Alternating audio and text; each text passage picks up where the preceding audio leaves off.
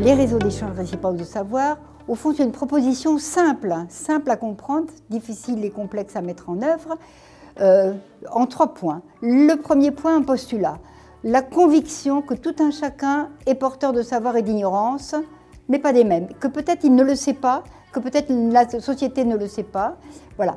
Le deuxième point, c'est une invitation, une sollicitation, que chacun accepte, choisisse de se faire offreur et demandeur de savoir. Offreur, c'est-à-dire celui qui accompagne autrui dans ses apprentissages, demandeur, celui qui demande à être accompagné dans ses apprentissages.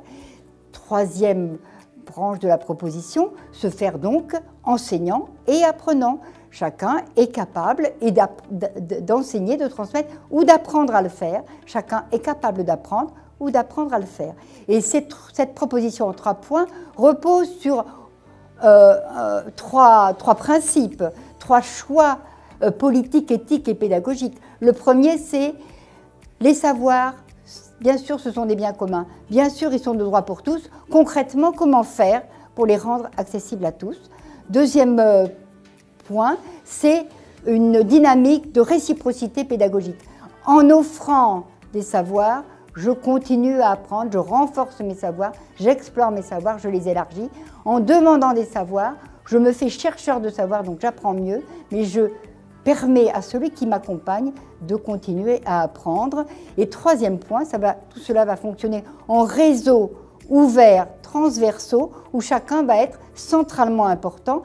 Mais effectivement, ce sont des réseaux ouverts. Celui qui m'apprend ainsi à moi ainsi qu'à d'autres, et chacun de nous va apprendre l'espagnol, l'anglais, l'économie, l'aquarelle, la musique, à d'autres qui eux-mêmes vont apprendre ce qu'ils veulent à d'autres.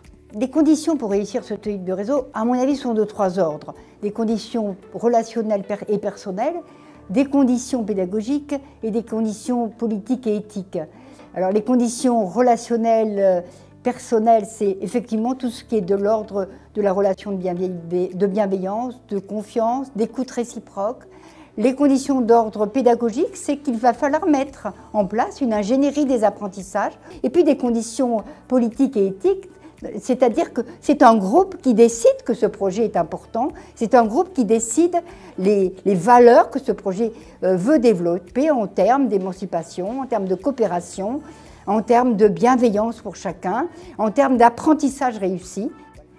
Ce que je dirais à un IEN ou à un chef d'établissement pour l'encourager à favoriser et à développer ce type d'approche, parmi d'autres, c'est au moins 3 choses. La première, je pense que c'est efficace pour les enfants et les jeunes et que ça favorise la réussite. Comme le tutorat, l'enfant tuteur réussit mieux ses apprentissages, alors instaurons du tutorat réciproque.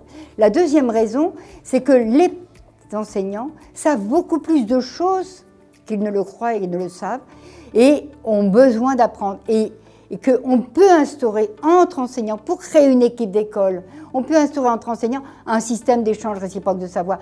Moi, je l'ai vu faire dans une circonscription avec 350 enseignants pendant 10 ans qui faisaient des offres et demandes de savoir professionnel pour se faire progresser mutuellement. Je l'ai vu dans une autre circonscription entre équipes d'école où 39 équipes d'école se faisaient des offres et demandes de savoir pour se faire réussir leur projet pédagogique. Et la troisième raison qui me semble intéressante, c'est que l'école, elle n'est pas coupée du monde et qu'autour de l'école, il y a une quantité incroyable de savoir, de connaissances, d'expériences qui peuvent enrichir l'école. Je crois que chacun a besoin de ce savoir attendu pour ce qu'il est, ce qu'il sait, ce qu'il peut faire. Et donc, que chacun de nous peut être aussi celui qui apprend à solliciter autrui pour ce qu'il sait, ce qu'il fait, ce qu'il peut, et que, moyennant quoi, politiquement, ce qu'on affirme, c'est le droit pour chacun d'apporter sa contribution positive au bien commun.